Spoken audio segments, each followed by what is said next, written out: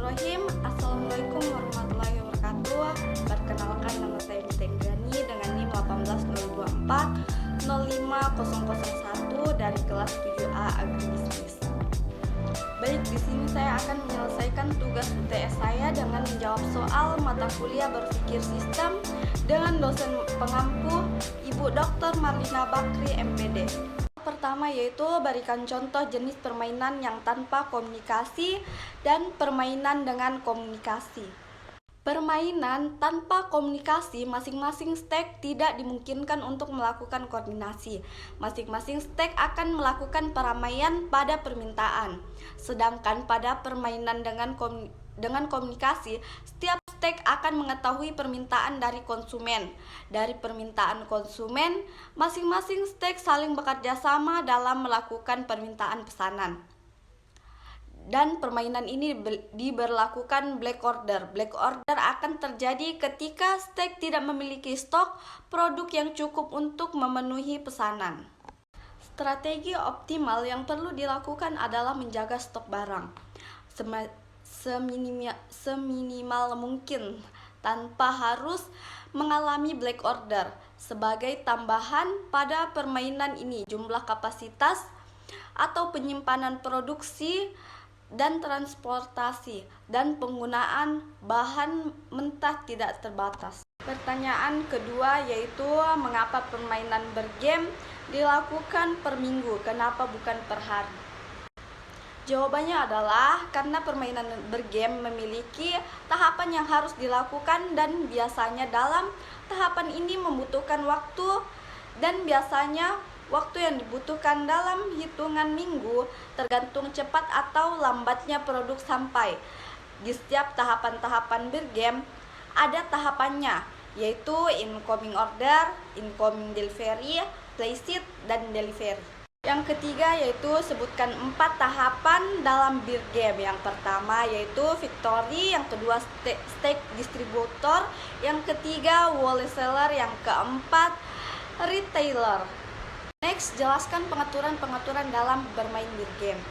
Yang pertama yaitu menerima pesanan masuk, yang kedua menerima pengiriman masuk, yang ketiga memperbarui lembar bermain, yang keempat mengirimkan delivery, yang kelima yaitu menentukan jumlah yang akan dipesan, dan permainan ini akan dilakukan 2 kali, yaitu tanpa komunikasi dan dengan komunikasi. Kelima yaitu pada tahun berapa beer game dikembangkan.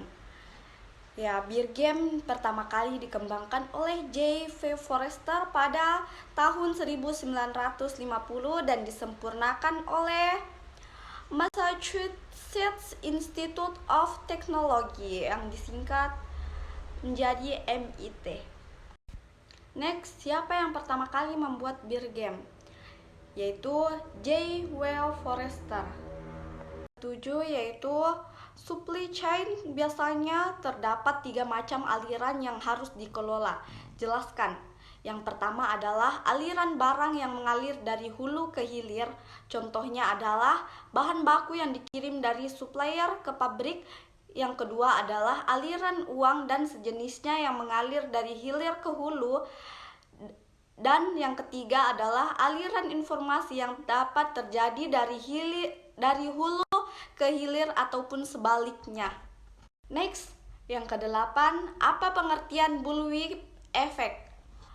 Bullwhip effect adalah gangguan yang terjadi pada supply chain yang bisa membuat permintaan tidak akurat, sehingga terjadi permintaan yang tidak stabil atau mengalami perubahan. Bullwhip effect akan menyebabkan perusahaan cenderung menyimpan persediaan dalam jumlah besar. Persediaan dalam jumlah besar akan berimplikasi pada peningkatan biaya dan lead time.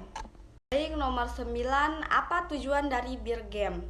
Tujuan dari beer game ini adalah mendemonstrasikan prinsip-prinsip dari supply chain management.